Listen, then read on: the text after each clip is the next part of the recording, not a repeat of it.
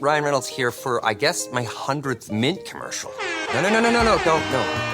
No. I mean, honestly, when I started this, I thought I only have to do like 4 of these. I mean, it's unlimited premium wireless for $15 a month. How are there still people paying 2 or 3 times that much? I'm sorry, I shouldn't be victim blaming here. Give it a try at mintmobile.com/save. Whenever you're ready.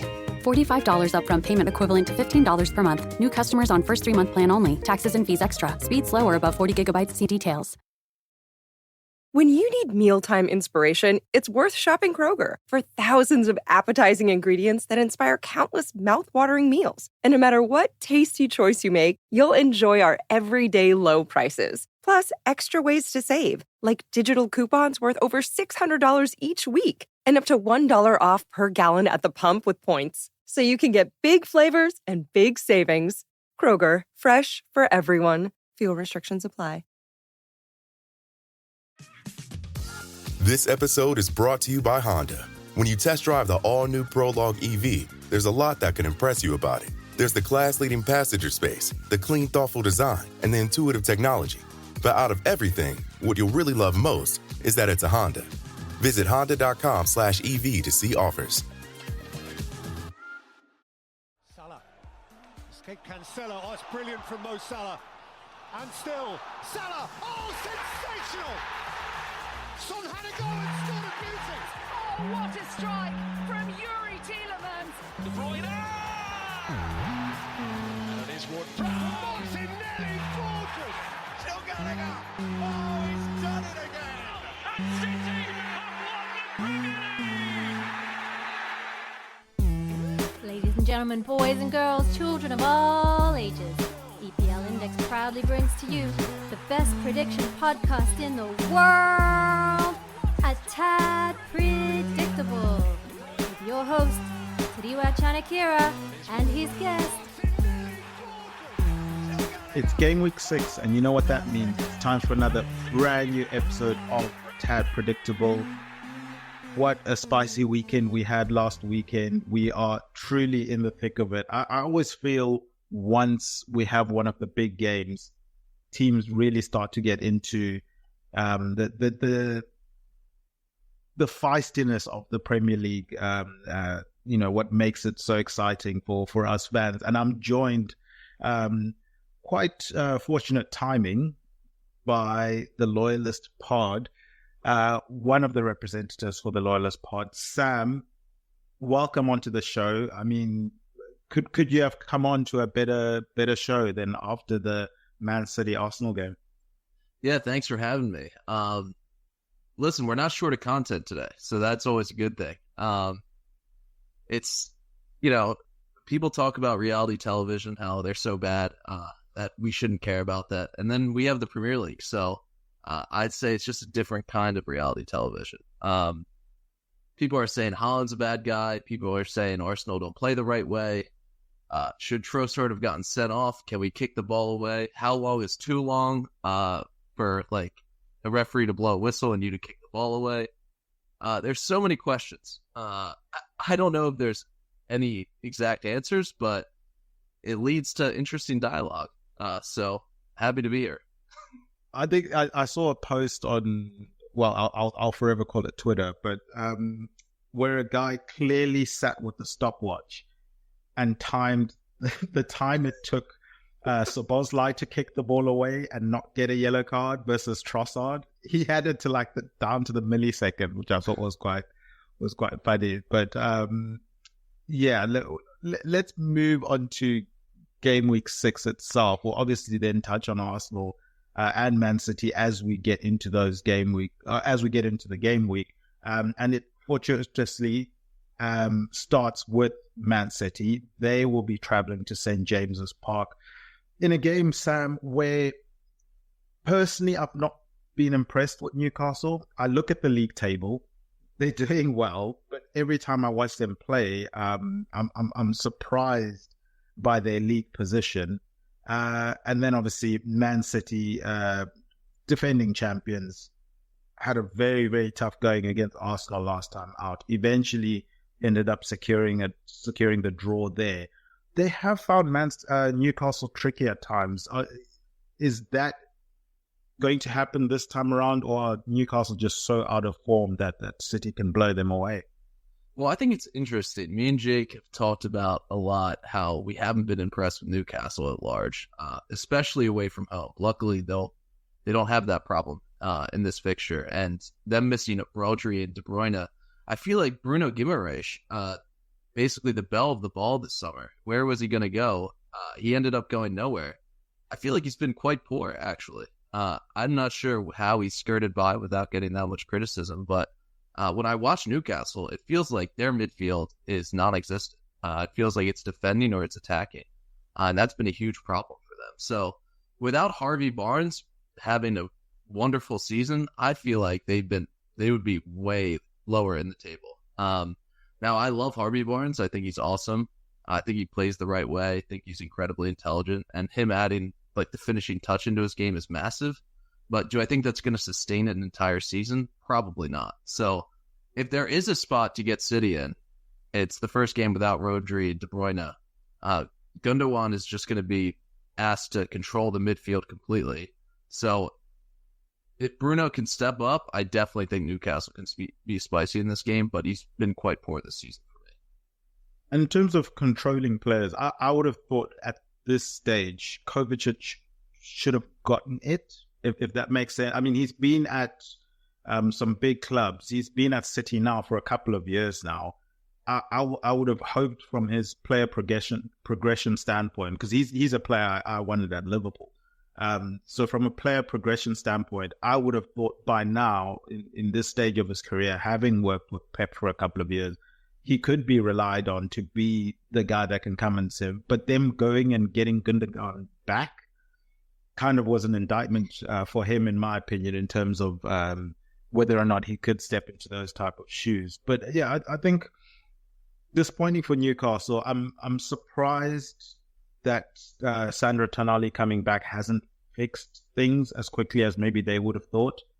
And yeah, Newcastle games tend to be basketball games. I'm expecting them to try and make this an end-to-end basketball type game, because I think that gives them the best chance. If they're going to try and play a more methodical style of football, I think the better team ends up winning that one quite handsomely. And we know City are that, especially at this point in time. Will Newcastle be successful in doing that? I don't think so. And the thing for me with Newcastle as well is time and time again this season, they've started games quite sloppy. You've mentioned the likes of Bruno Guimaraes. He ends up making a mistake in their previous game as well.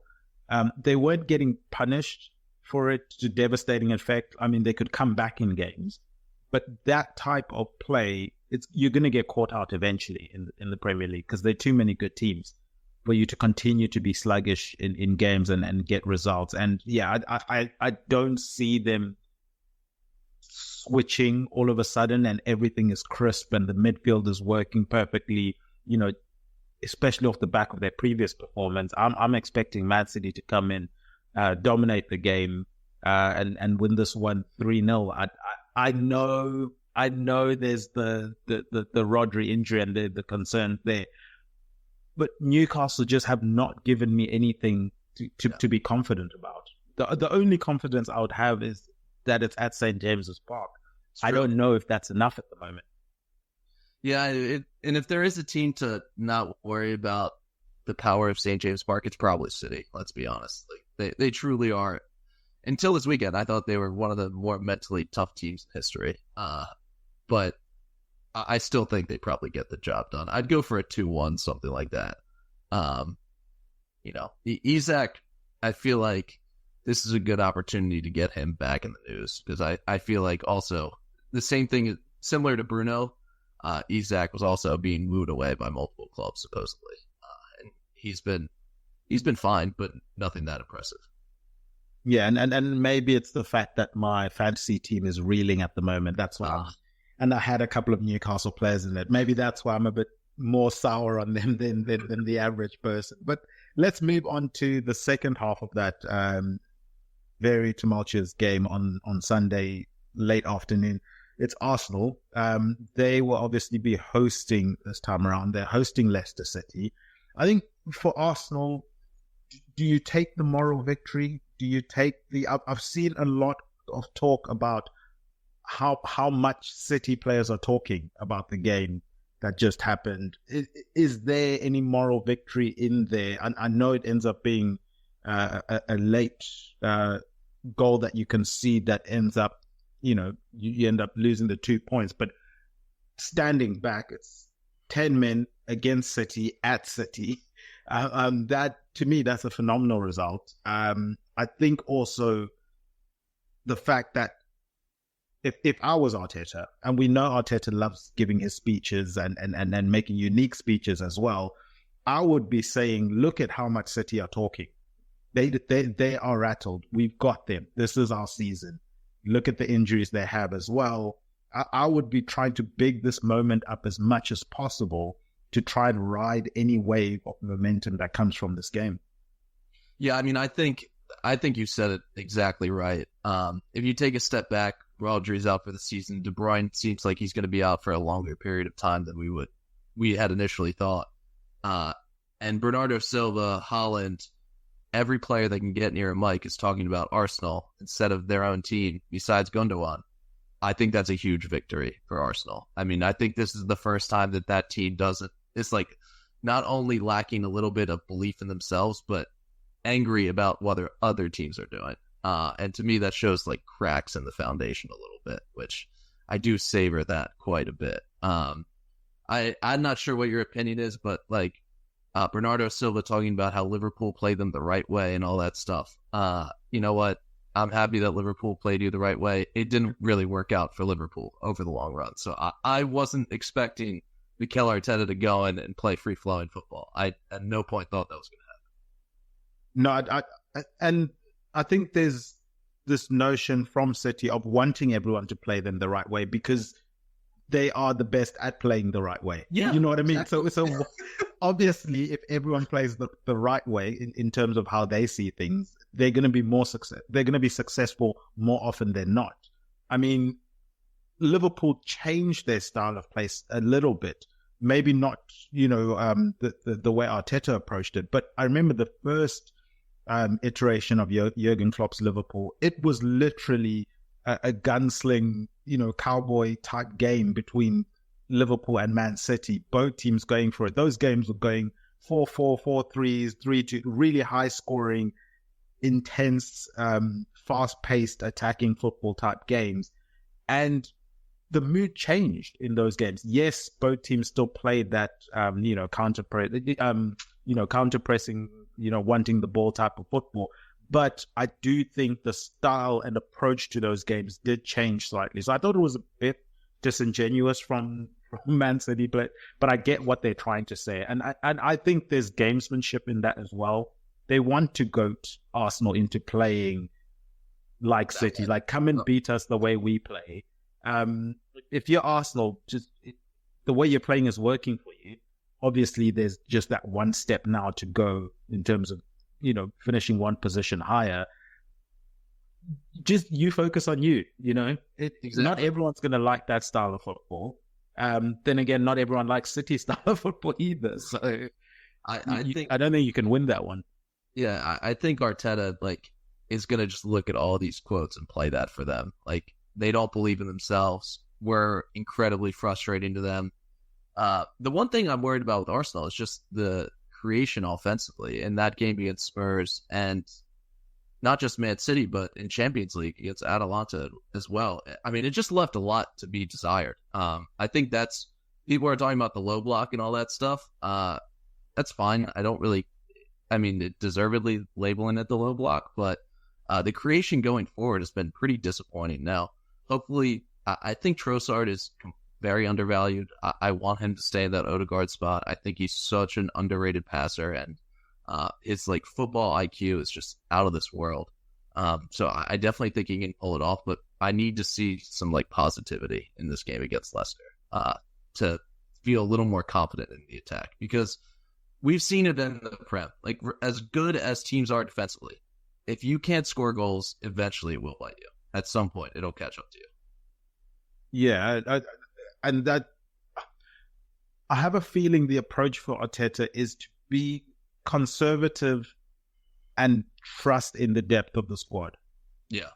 Especially in a game against Leicester City. You don't want to go gung-ho and they get a Vardy ball over the top. You know what I mean? It just makes the game so much more difficult.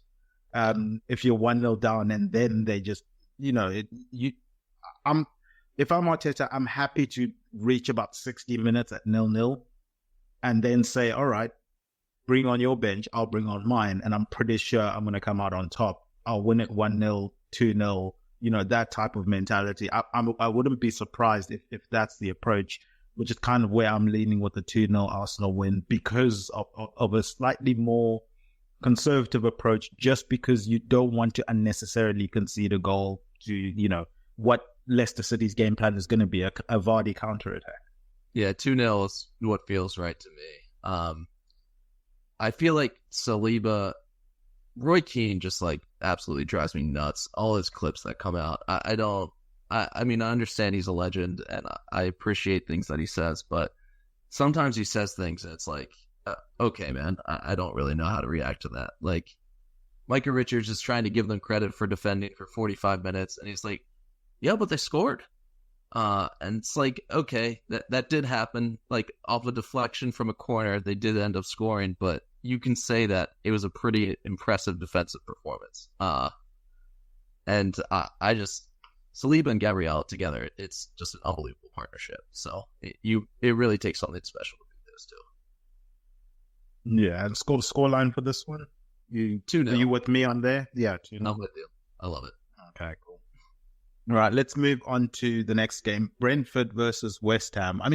Brentford have taken the lead quite early on in back-to-back games, haven't been able to hold on. What have you made of them this season? They had a very tough season last season. I wasn't super impressed with their signings early on, but they did start to make some smart ones towards the end of the window. And then they come up against a West Ham side who I thought the appointment was ambitious in Lopetegui coming in, especially coming from a Moyes style of football to a more patient, possession-heavy Lopetegui side. Is quite the jump, in my opinion. But results haven't quite gone their way. 3 home games that they've lost in a row, which I think is the first time in a good while for them. Is there a long leash for a guy like Lopetegui at a West Ham, or does he need to start getting results pretty quickly? I think they're in deep trouble. That performance against Chelsea is the kind of thing that I feel like supporters and ownership definitely takes note of. It just seemed very not positive, and I don't know how Bowen is playing as a striker. It just that's strange to me. I'm fine with tinkering, but it's tinkering and not finding anything positive yet, and it's getting late early for West Ham.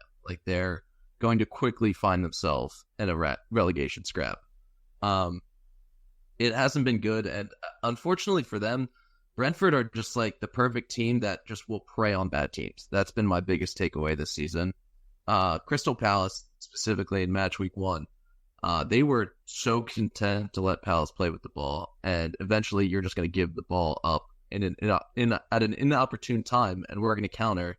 And in Mbeumo, if Tony was going to go for 80 million last summer, I can only imagine how they're gonna negotiate for Mbeumo this summer if he goes, because he's been fantastic. That strike against Spurs, I truly just did not know that was a part of his game. And I think Brentford are just going to be that. I think they're going to be a small team bully. Anytime a team comes in out of form, trying to play with the ball, they're going to get punished. Yeah, and West Ham are that at the moment. Yeah, they are. Unfortunately for them. In terms of score predictions, I don't know where you're leaning on this one, but Lopetegui has to start getting results. I keep going back to that, and sometimes the urgency might make things worse, if that makes sense. If they're not going to play with the freedom of being secure a bit higher up on the table, I'm very worried for them in this game. Yeah, and I mean, Fulkrug getting injured. Possibly he could play, possibly not. Like, Bowen at striker, that can't happen again. Can Danny Ings do 90 minutes? Probably not. I don't know. I'm going for Brentford. I think it's a 1-0 Brentford. I think it's like a classic smash and grab. And I was just trying to find Buemo's contract situation. It expires in 2026.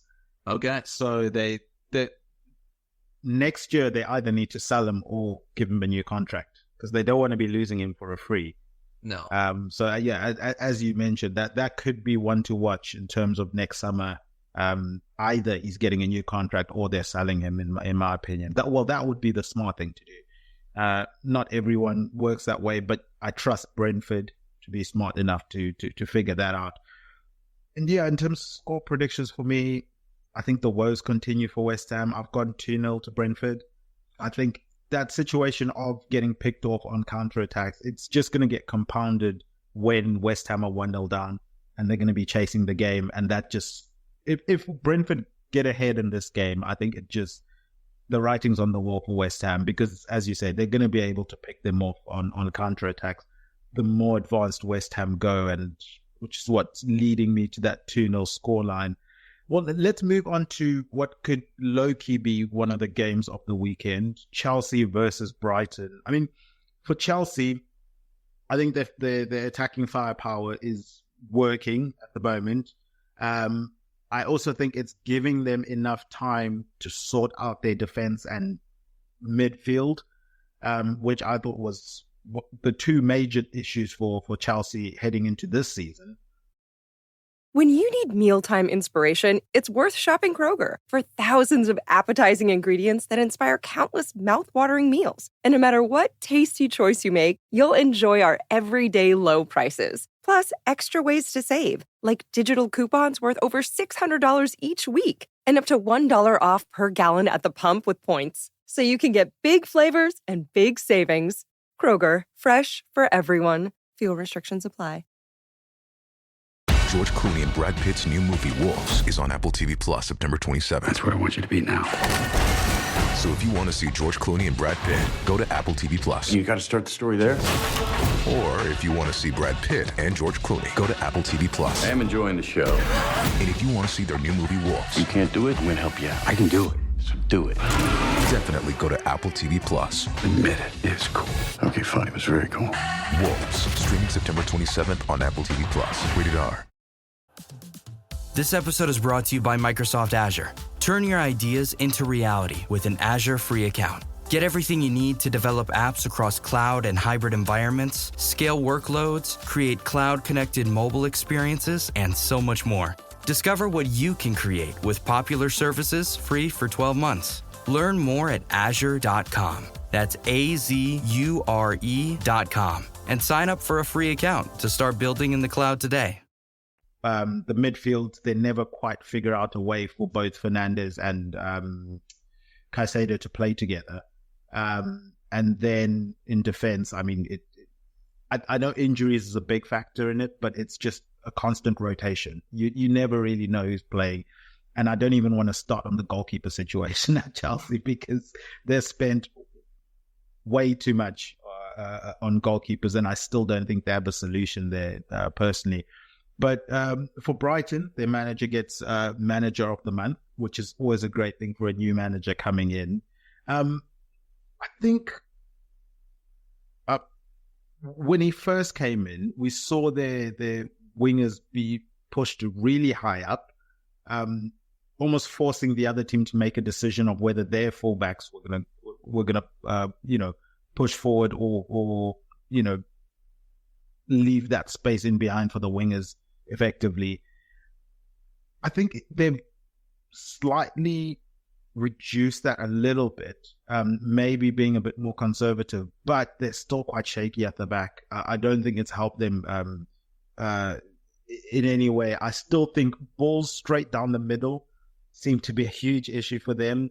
And I know it's a sensitive subject talking about players like a Lewis Dunk, who has done so much for their club, can still turn it on in certain games, but in my opinion, can't do it consistently at a high level over multiple games. And the issue with that take is whenever you mention something like that, he'll do something good in one game and then people will point at that and say, oh, he's not washed. I told you. No, the issue isn't can he get to that level every once in a while. It's can he do it at a consistent level. I don't know if he can do it anymore. And I don't know if they're ready to move on from him, which makes it a very, very awkward season, in my opinion. I just think defensively, they're going to keep conceding enough chances for their attack to be able to cancel out. And that's going to end up resulting in a rather inconsistent season. Yeah, I mean, I think Brighton, before the international break, in my mind, had seen them as a top 6 side. And since then, I think I've marked them back quite a bit. It hasn't been nearly as good. Matoma is one of those players where every time I'm like so excited to watch him, and there will be games where I feel like he's a complete non-factor, and it doesn't make any sense to me. I mean, I thought in their most recent game, like it took a Welbeck wonder strike basically for them to draw. Like they, like you said, the center of their back line, like it just wasn't good enough. Just cut through for that last equalizing goal. I don't know. I feel like this Chelsea team, I'm completely devaluing West Ham at the moment, but this Chelsea team is stringing together performances in a way that like you have to give them some respect. And I feel like this matchup against Brighton specifically, when Chelsea are like running directly at the back line, which will happen in this game, they'll make it a basketball game because Enzo Fernandez, he basically doesn't exist in the midfield. Don't know what that guy does well, truly. But I think Chelsea really can take advantage of Brighton in this spot. Yeah, I'm worried for Brighton from that perspective. And I think the thing I've always said with Chelsea is obviously they're playing almost like a football manager with the editor button pushed, and they're just buying whoever without necessarily a game plan. But the beauty of buying all the wonder kids is at some point they're all going to have a purple patch at the same time. And this is the result of it. You get a Chelsea team who technically aren't really functioning, but are still quite effective just because of the talent levels are so high. And can they ride this wave all the way through the season? I doubt it, because we've seen with young players, consistency is an issue. It's just about, I guess, balancing the purple patches. Can they have purple patches from different players at different times to guide them through the rest of the season? That seems unlikely. So yeah, that's my concern for them long term. But in terms of at the moment, whilst they're running, at high revs at the moment, I think I can only see this game going one way just because I don't trust Brighton's defense enough. But I'll let you give the scoreline first, and then I'll give mine. I'm going 2-0 to Chelsea. Yeah, I've gone 3-1 to Chelsea. I think for me, I still have a little bit of faith in Brighton. From an attacking perspective, yes, it was the wonder goal of Welbeck in this one, but I would imagine, and I'm of the opinion, similar to you with the Matoma thing of the games when he goes quiet. I can't see both him and Minter just being non-existent for 2 games in a row, right. Which is why I'm expecting good performance from them in this one, leading to at least a goal. Welbeck seems to be rejuvenated. He's found the fountain of youth somehow. Wouldn't bet against him scoring a goal in this one. So yeah, it ended up leading me to a 3-1 scoreline. I get it. I definitely get it. I don't know. Chelsea, to me, in terms of gambling, like how we evaluate teams, Chelsea are the hardest one for me, because there'll be times where it's like you said, the blue chip players, when it's clicking, it really is like top tier. And when it's not, God, it looks awful. Like Enzo Fernandez is playing in the back line. Like that's how bad it looks. It's tough. It's really tough. And it can be deceptive. I mean, the Wolves game, for example, I don't think they played well in that game. But then you look at the scoreline, and it's a really, really hard team to figure out. Another team that seems to be hard to figure out, certainly if you're looking at first half performances versus second half performances, is Everton.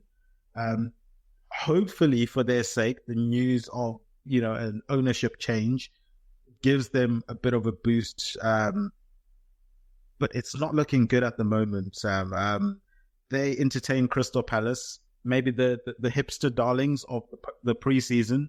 They've also not been doing well this season. They've started to get a couple of draws. I think they've strung together 3 draws now in their last couple of games. The Man United game specifically, I thought Man United would have been disappointed not to have won it. But then equally, Crystal Palace did have some chances late on, especially with some of the Eze chances where they could have got and won that game. So maybe the draw was a fair result, although I would have lent towards Man United being the more upset team in that one. But for Everton, I guess just don't score 2 goals. Either score 3 or score 1. I don't know what else to say. And also, out of curiosity, I have a bias against Pickford. I just don't think he's as good as people think he is, or as good as he thinks he is. But he seemed extra shaky to start the season. And I don't know if it's just my bias, my confirmation bias that's kicking in. I wanted to get your views on him as well. I'm with you on Pickford. I'm definitely historically not the biggest fan of him. Feel like him playing with his emotions and stuff. I don't really understand it. Doesn't help him. I actually think it makes it worse. That game against Spurs to open the season, that felt very vindicating, that awful giveaway.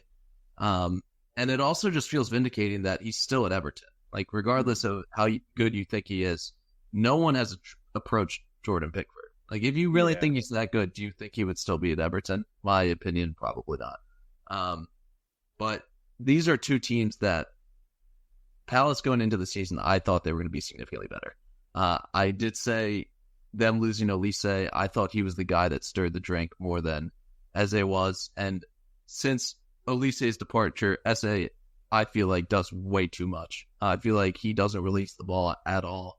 And yeah, every once in a while he'll score a banger like he did against Chelsea, but at what cost? Like, I feel like Mateta is starved for any kind of service to him. And also, the Mateta getting subbed off at halftime stuff. I know at first it was a fitness thing, but like Oliver Glasner, like Mateta's my guy. This is deeply disturbing stuff. Please stop. So yeah, I mean, if you told me a Sean Dyche team led 3 games in a row and they got 1 point from those 3 games, I would have told you that's utter woke nonsense. But here we are. I don't know. I thought Everton would have it together this season. It has not turned out to be that way. I just think Everton are plucky though. Like, the goals they score, they're actually pretty good. So I think both teams will score in this game, but I can't trust either of them to let.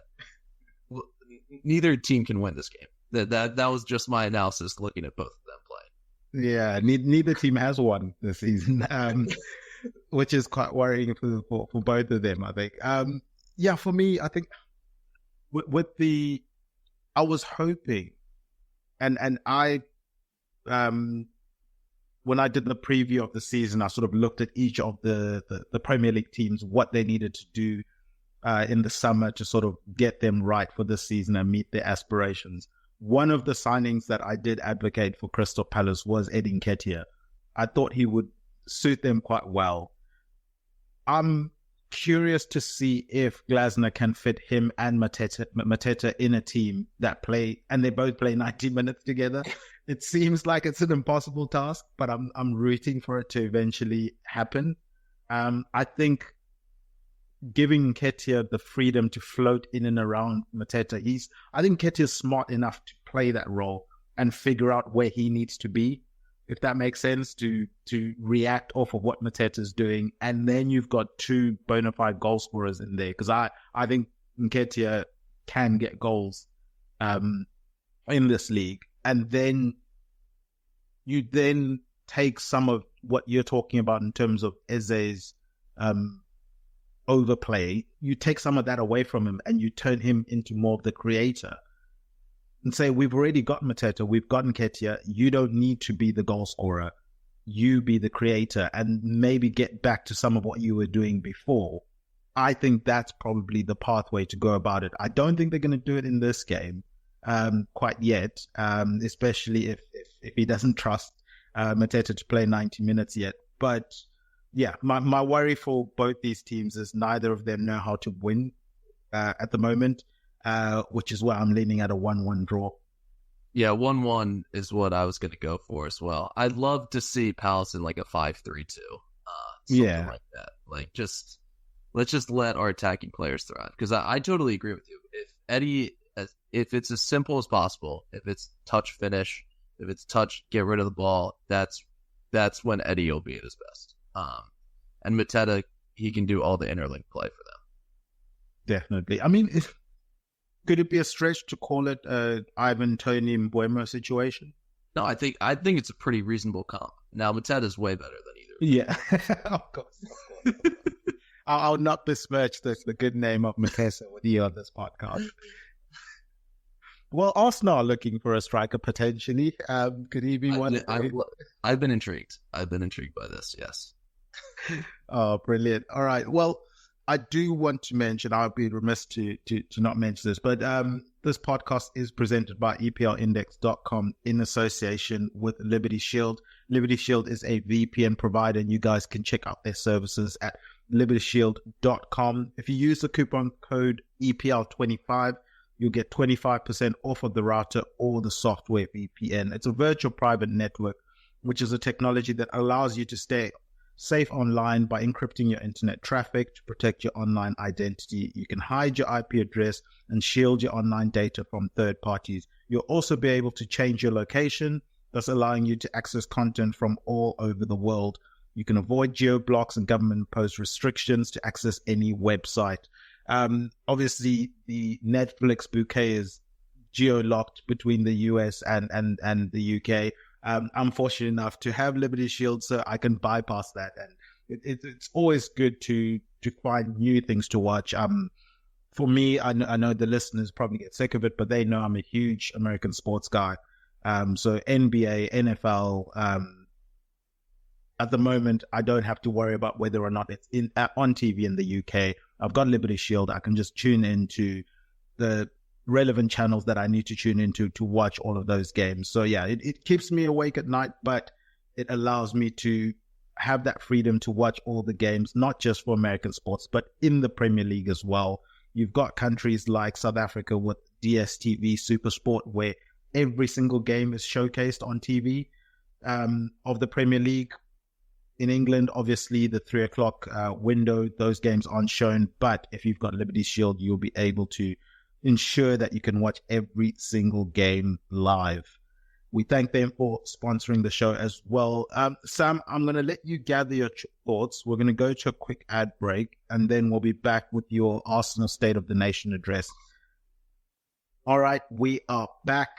We are talking Arsenal. We are putting it in your capable hands, Sam. I don't know if I have to lead you too much into this conversation, because we were talking beforehand, and there's a lot of avenues that you could go with, and there's a lot to talk about when it comes to Arsenal. But yeah, I'll leave it to you. What do you want to talk about when it comes to Arsenal Football Club?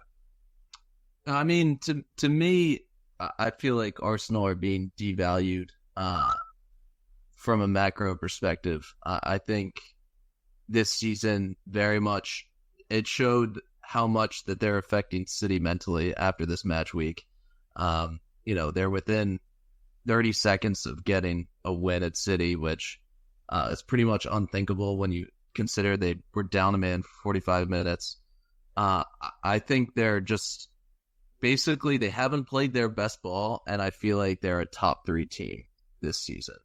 And to me, that's like the biggest compliment you can give them, because I truly have not been impressed with Arsenal that much. I feel like there's a lot of room for growth in the attacking positions.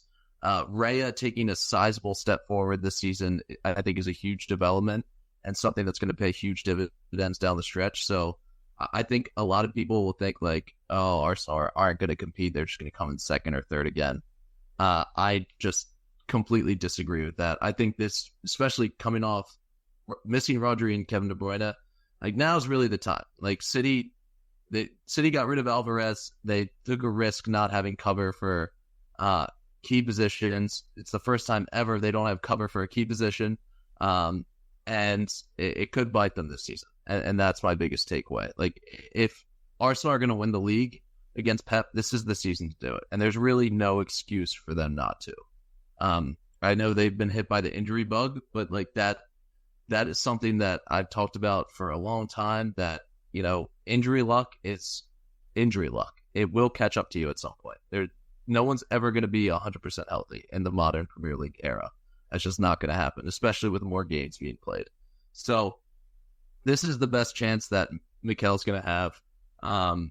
It's a great chance for him to silence all the haters. Like, I don't care about any of the Twitter trolls, and like I truly hope no one on the Arsenal squad does, because that's all they are. They're Twitter trolls. But like, if Arsenal don't win the league this season, I feel like doubt is definitely going to start creeping into the locker room. So I feel like this is the last season where he kind of has. I feel like Saliba in particular, like, if I'm Real Madrid, I'm very interested in William Saliba, and he said multiple times, I'm interested in winning trophies. Like, I am very worried about the long-term ramifications of either not winning the Champions League or not winning the Premier League this season. But this is their best chance to this season. Yeah, I think the table is set for them, and a lot of dominoes are falling in Arsenal's favor. I think just the fact of Klopp leaving, and obviously there's a whole nother podcast on that. But in terms of, I thought it was the right time for Klopp to leave. I thought, obviously you caveated with saying Liverpool, it will be hard to replace Klopp the man, but I always thought Liverpool were going to be able to replace Klopp the manager, or potentially replace Klopp the manager, because he wasn't hitting the same strides that he was beforehand. I think the role was wearing on him, and it was the right time for him to leave.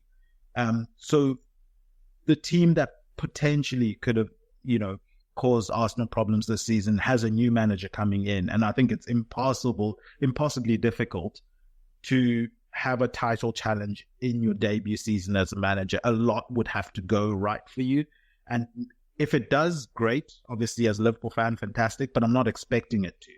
So that takes away the other contender, or potential contender, in my opinion, because I think there's a huge gap between Man City. I think it was Man City, Arsenal below them, Liverpool just below Arsenal, and then a gap to the rest of the league. And if you now drop Liverpool to closer to some of the other teams, taking into account the first year of a new manager, I think their ambition is securing Champions League football for next season, and you build from that. So now it leaves a bit of breathing room in terms of it's now just the two of us, Arsenal and Man City, going toe to toe. Man City, I don't think are at peak Man City version compared to the Man Cities we've seen in previous seasons. And we've seen in previous seasons, they've set the standard of it's 90 points just to get into the conversation for a title. It's not to win it, which is crazy, because you'd probably win, 90% of the previous league titles if you get to 90 points. But the standard was 90 points just to get into the conversation. I don't know if they can get there this season. If Haaland stays fit the whole season, maybe, because of what he's doing. But you've mentioned they've not given themselves any backup there. We know he's had injury issues in the past. He's not quite had a big one at City yet. I'm not rooting for him to get injured, but I would be, from a risk factor perspective, I would be worried if I'm City, thinking this might be the season that it happens if it hasn't happened so far. Equally similar to, from an Arsenal perspective, that's more a squad thing of Arsenal haven't really had in-season major injuries in recent seasons. That's my pause for concern when it comes to Arsenal and the league title challenge this season is it one of those seasons where the injuries do start catching up to them? We know, which is why I love a signing like a Raheem Sterling, because I think it helps you protect Saka to be fit the whole season. If you load manage Saka correctly, and use Sterling sort of as the buffer, I think you could have a really special Bukayo Saka this season. And there's no excuse not to have that, because we know in previous seasons, Saka plays pretty much every game. And by March, the guy's goosed. He's due a surgery or something, and then he's got a Euros or a World Cup, and he just never gets a break. So a quality signing like a Sterling, who can, there's no pressure to start him, I don't think, and hopefully there isn't. But if he can be managed to help Saka get through the season and be fresh and firing when it comes to the business end of the season, could be key. There are other areas on the pitch where they'll be hoping to do that. I don't know if they'll be as successful in it. You look at the likes of a Declan Rice. I want him to be fit in the business end of the season. Gabriel Saliba, usually centre-backs can play for extended periods of time, but that partnership needs to be there for all of the big games. Those type of things. If Arsenal can manage the injuries from that perspective, and sometimes it's just luck when it comes to injuries, unfortunately, but if they can load manage well heading into the business end of the season, I really think they're shaped up to take it to Man City and go and finally win this, trophy, whether it is the Champions League or the Premier League. A question for you: do you think it would be enough if he wins one or two of the other trophies? No, I don't think so. But that may be skewed. Like, as an American fan, I really don't care for Carabao Cup or the FA Cup so much. I know, I just think there's like a disconnect, like culturally for me, like between those trophies. I think I give Erik ten Hag a lot of crap, like, because I feel like he feasts off those competitions, like taking them incredibly seriously. And it basically saved him his job this summer, like winning one game, which to me, like in sports generally, like extrapolating a one game sample size to like an entire body of work, that just doesn't make sense to me. So that's just my opinion. I think probably other Arsenal fans may have a different opinion of that. But that would just be my opinion. I think the players, like, I think it's okay to have like a young squad with all this belief and stuff, but eventually when the results don't come, like, there starts to be cracks in the foundation. And I think Arteta's like kind of getting close to that, and this will be his best chance to kind of I wouldn't say right the ship, but just prove that the process is going somewhere. Yeah, definitely. And then off the back of that, just sign everyone up to contract extensions. Right. Yeah, exactly. I've always been an advocate of, if Liverpool ever got money for Salah, just every single set that you got, just give it to Arsenal for Saka. That would be what I would do, but obviously it would be a hard thing to do to prize him away from Arsenal. But let's move on to the rest of the fixtures here. We've got Nottingham Forest versus Fulham. I mean, Forest, they have been probably the surprise team this season, I would say, especially after Nuno took a bit of a reputation hit after his stint at Tottenham. But I think he's found a good level for him. I hope that's not being disrespectful to him, but his message certainly is coming across quite well at Nottingham Forest. We saw it come across well at Wolves. So maybe this is just, at the moment, this is a good level for him. And then they play a Fulham side who are, again, another team that has surprised me. I think both these teams were probably, before the season, teams that were expecting to be maybe not in the relegation zone, but hovering above it and hoping not to get sucked into it. But they're doing really well, in my opinion. They're playing good football. I like the signings for Fulham. I mean, it's basically Hale and Juniors at Fulham, but hey, they're playing well. Even Iwobi is rolling back the years with some of the one-touch football that we see at Arsenal in the Wenger era. He's bringing that to Fulham. So again, this could be a fun game, in a weekend when maybe other people would be looking at other games. This might be a game I'm going to be targeting to go and watch. Yeah, I actually think both these teams are probably top 10 sides for me right now. I thought Forest against Liverpool were incredibly impressive. The first half, I thought Liverpool was much better, obviously. And then I think Forest just keyed on the fact that Liverpool are only going to play through Salah, and they allowed Salah to get the ball. It's like, you're just not going to beat us. Anyone else besides you is going to beat us. But they looked largely positive after that. And against Brighton, I thought the same thing. And I think it's pretty unlucky that Welbeck hit his goal. And then I think Hinchelwood? I think he had a header. Yeah, like 3 minutes after. Like, I think an unfortunate, like, 1-2 punch at Brighton, like, saves you from getting a win there. I've just been incredibly impressed by Forest. So I don't know. The thing about Fulham is I think it's very similar to Newcastle. Like, when they go away from home and there's like a lack of belief a little bit, I think it just crumbles. Like, I think the one-touch passing, it's completely errant. Like, ESR isn't hooking up with anyone, just kind of making runs into nowhere. And I do worry about like a game script like that when I watch Fulham. But both these teams like got to be incredibly excited how their seasons are going so far. Yeah, I'm going to give the edge to Nottingham Forest at the moment. I think there's good vibes there at the moment. They seem to be efficient when it comes to the offensive side of the ball as well.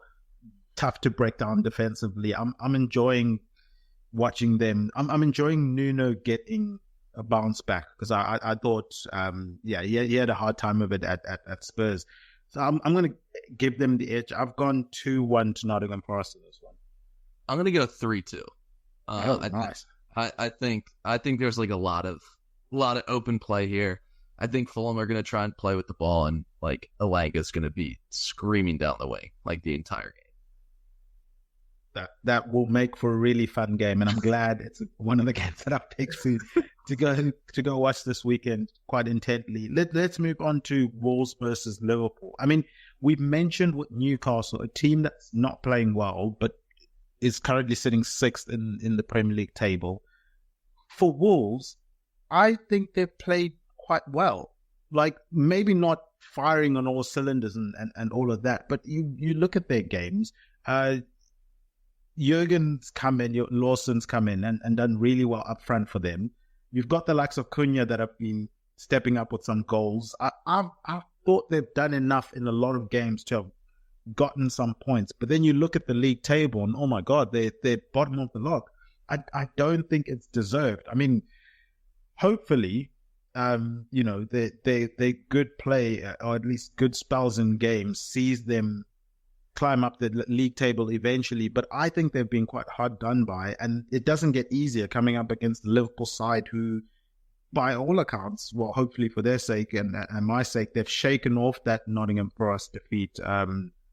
Sort of the AC Milan game, come from behind, which I thought was important for them to go through under Slot, and then obviously on the weekend, some sloppy play to start the game, but end up winning that game at a canter. Yeah, I mean, I think the problem with getting like Liverpool in this spot is exactly what you just said. They had a scare the first 10 minutes against Bournemouth, and then they just turned it on, and that game was never in doubt. And I think Slot can kind of get the guys jacked up for this exact reason. Like, listen, we're not going to be switched off the first 10 minutes, because Bournemouth were the better side in 10 minutes of that game, and then faded away. But the problem is, after that happens, the manager focuses exactly on that issue. I had Wolves being 20th in our preseason predictions. Oh, okay. That feels pretty good right now. Gary O'Neill, I feel like last season completely outperformed his squad, and the squad faded off and fell off a cliff in the later parts of last season. That to me just screams a team that is starved of ideas. And was going to be in trouble this season. And that's kind of played out. Like, there have been moments that have looked really good. I feel like Cunha's asked to do so much.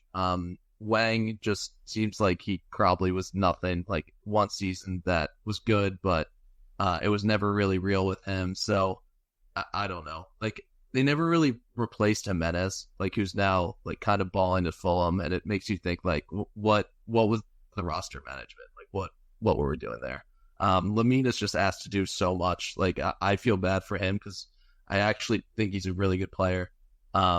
but he's asked to do so much in that team. Like eventually, in later stages of the game, it's just like doesn't become possible. Like you saw them die against that Villa side; they had nothing left in the last 20 minutes of that game. If they do end up going down, I think Lamina is one of those players that's going to be pretty much guaranteed to get another, a Premier League team or a bunch of Premier League teams interested in him.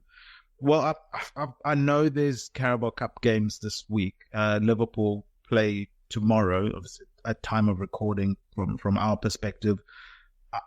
I'm assuming they go heavy rotation in the Carabao Cup. Selfishly, I'm hoping they get kicked out of the Carabao Cup just because of the ridiculous amount of games we've got coming up. I'm in your camp in terms of trophy. I think managers of clubs like a Liverpool and an Arsenal, you get judged on Premier Leagues and Champions Leagues. Whether that's right or wrong, I think that's what you get judged on. They don't really talk about the FA Cups that you won or the Carabao Cups that you won. It's how many Premier Leagues, how many Champions Leagues did you win? So for me, I think it would be smarter for Liverpool to either not bring any of the first team players, which usually doesn't happen. And that was always my issue with Jurgen Klopp was I don't want us to go far in the Carabao Cup because then you got Virgil van Dijk playing minutes in it when we need him for more important games, in my opinion, more important games, down the road. So I'd rather be out of it so that the manager doesn't have to deal with that issue. But yeah, so if there's a heavy rotation for Liverpool, I think they're going aggressive in this game. I think this is a window for Liverpool in terms of, obviously they had the blip with Nottingham Forest, but this was a grouping of games that they would have wanted to make a statement, especially with the start that they had, to make, to get maybe that goal difference up a little bit, because we've seen sometimes it could become a factor later on in the season. Playing a Wolves side, bottom of the league table. Yes, it's away from home, but I'm still expecting a strong performance. I've gone 3-0 Liverpool. I'm going 4-1. Yeah, I feel very similarly. I think what sucks for Wolves is they've really feasted on, like, we have to start positively, and Liverpool are going to have an emphasis on that, I expect, going into this game. Yeah, I think so. They have to watch out for it. Yeah, exactly. It will be inexcusable not to do it. Sam, from my perspective, I've been campaigning for Ipswich to be the a tad predictable team of the season. Last season, it was Fulham that won the office vote. I'm throwing everything at Ipswich getting the nod this season. Hopefully that happens. They will be entertaining Aston Villa. I absolutely love everything about Ipswich. I love what they do off the pitch. I love their attention to detail with regards to, rejuvenating the training ground, making sure everyone's now training at the same place, spending money on the manager rather than maybe necessarily 500 billion signings. We've seen teams come up and the manager leaves, but they spend it on on players, and they hope that works. Sometimes you just spend it on the manager. I think it makes a lot more sense, especially if it's someone that you do trust in McKenna. And then obviously they're a club that's quite heavy in data-driven analysis, which I'm a huge proponent of, especially if you're a club that's not one of the financially dominant ones.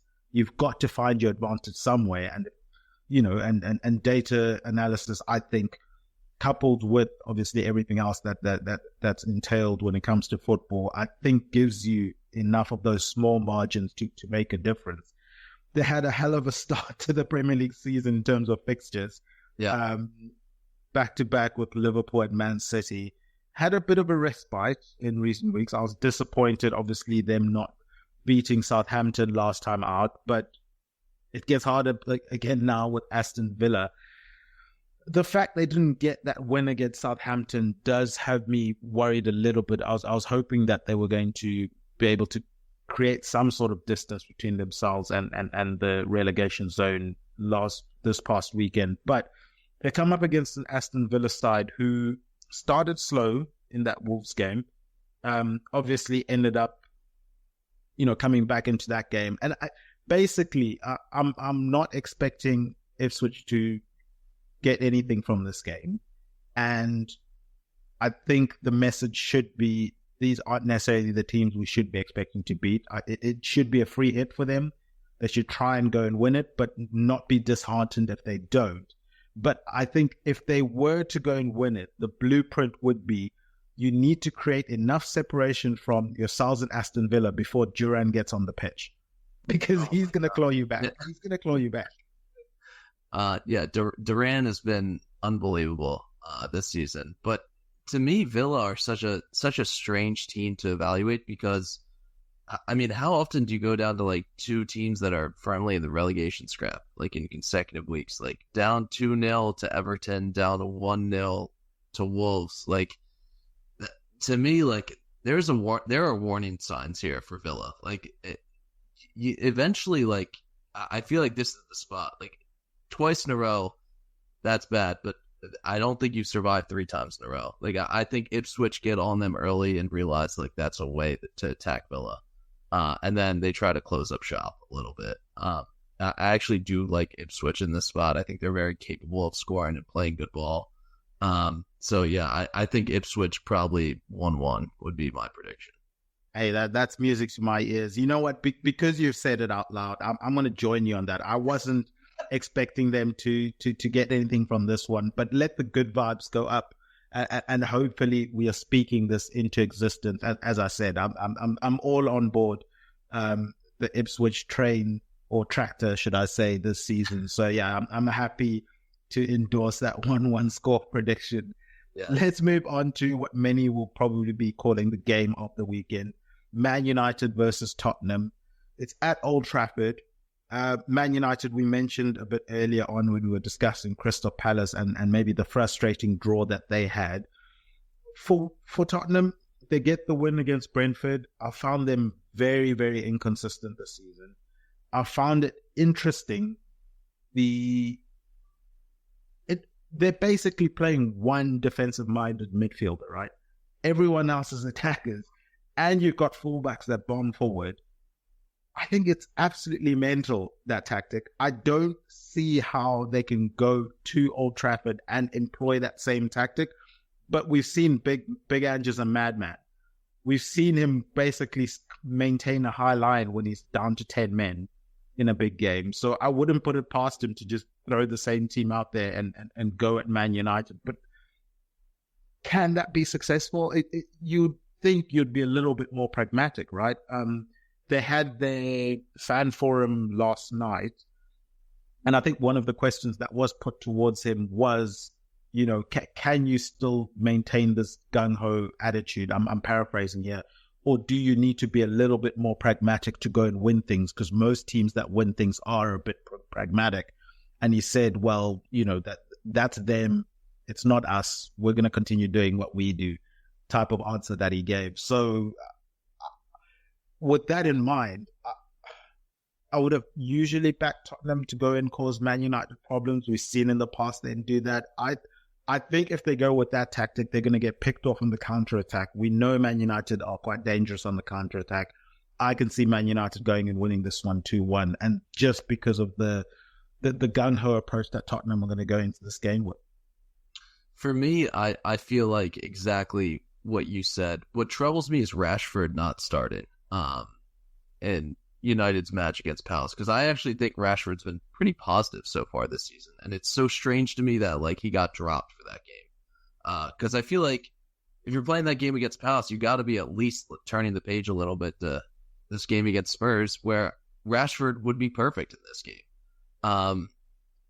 And so like that adds a weird element. I think Ange has shown he's not willing to change, which like it's fine, but that, you know, you're going to go down 1-0 to Brentford. You're going to get smacked every once in a while. You're going to lose 1-0 to Arsenal, like playing directly into their playbook. That's just a part of what you're going to do. Now, I just don't think Ten Hag is that smart where he's going to be willing to have United play a low block. Like, it wouldn't surprise me at all. Eriksen was great in that game against Palace, but this game against Spurs doesn't suit him at all. But I guarantee he'll be on the team sheet. Like it just feels like that to me just feels so right. Like, oh, he played well against Palace. Let's play him against Spurs, and he won't be able to move, and it'll be a disaster. So, yeah, it comes up to like Eric Ten Hag really, and his decision making. I think neither team probably wins it. I think it's probably a 2-2. Pretty exciting. You talked about FPL earlier, like Madison for me. Like, my God, he looks like prime Messi, or he looks like a borderline squad player, and it's just agonizing, really. He can be very, very frustrating. But he's also, I saw a stat the other day. Hopefully, I can get to it quite quickly. In terms of how well he's doing this season. So, in terms of people or players that have the highest XGI over the opening 5 games, he's second at the moment. Oh, wow. Yeah, I wouldn't have expected that. But yeah, he's currently second. Obviously, Haaland is first with 5.3. Madison 4.1, Salah 3.6, KDB 3.5, and Luis Diaz 3.4, which I found quite interesting from James Madison. But yeah, Ten Hag, just be smart, man. Yeah, that might be an oxymoron. But anyway, let's move on to Bournemouth versus Southampton, the last game of the long weekend, because it's a Monday kickoff. I mean, for Bournemouth, right?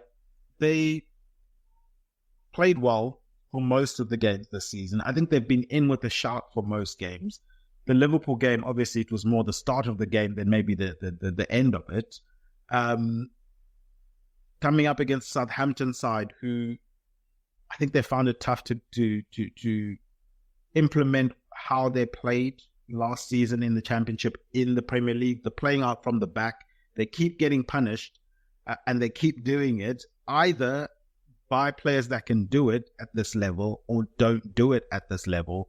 It seems like an obvious thing, but if they're going to do what they've been doing week in, week out, yes, I know Dibbling has come in and he's looked really exciting, and I'm happy for him making an impact as a local boy, but I can just see them playing out the back and getting punished time and time again in this game. I'm going to go straight out with my score. I've gone 3-0 to Bournemouth, and I think it's going to be all down to Southampton unforced errors trying to play from out the back. Yeah, I would have went 2-0 Bournemouth, and very similar thing. I mean, it's been shown multiple times that they like playing out of the back. They brought Ramsdale in to probably play out the back, which is strange because it's not really a strong suit for him, just something he happened to do at Arsenal. But it's painful to watch. Like it really looks tough. They're a team that like get a Big Sam in there. Like let's get 35 points and see what happens. Like the playing out of the back stuff, it's not going to happen this season. And I don't think they've learned their lesson yet. So I think they're going to stick to it. Oh my goodness. Well, yeah. So you've gone 2-0, right? Yeah. All right. Well, Sam, that's going to do it for another episode of A Tad Predictable. Do you have anything you want to plug, put over, or promote before we wrap up? Yeah. Me and my co-host Jake, we have a podcast. You can find it on any of your podcast networks. It's just The Loyalist Podcast, and you'll find us on Twitter at The Loyalist Pod. So, we'll have some banter, we'll have some gambling picks, and you can hear some American perspective. So, enjoy. Awesome. A very, very highly recommended podcast. And if you want Mateta content, they're definitely the people to go listen to. Guys, from my end, go and check out all the content on EPL Index website. It's obviously got match previews, post-match reviews, player performances, all the news you guys could wish for. I know there are injury update articles on there now as I look at the website, as well as some early rumors in terms of transfers for the January window. So definitely go and have a look at the website. Go and listen to the Two Footer podcast with Dave Hendrick. He does that one from Monday to Fridays, where he discusses the hottest topics in football. Finally, also go and check out our new show that comes out on Sunday evenings. It's the Final Whistle podcast, where Nina and Ben, as hosts, they discuss sort of the games that have happened over the weekend. We preview them on the show. They will review them on that Sunday show. Go and follow at EPL Index on Twitter. Subscribe to EPL Index on your podcast channel providers. Give us 5 stars, write positive comments. Also, for the Loyalist podcast, go and give them 5 stars, write positive comments. That stuff goes a long way.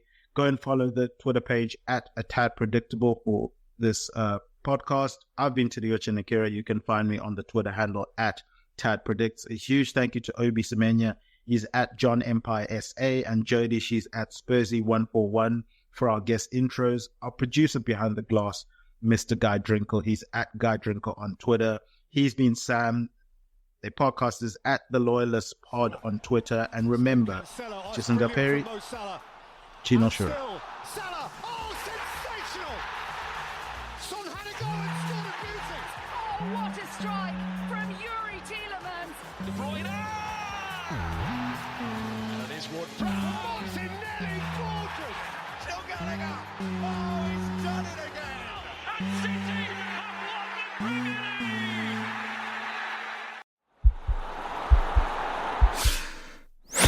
This podcast is part of the Sports Social Podcast Network.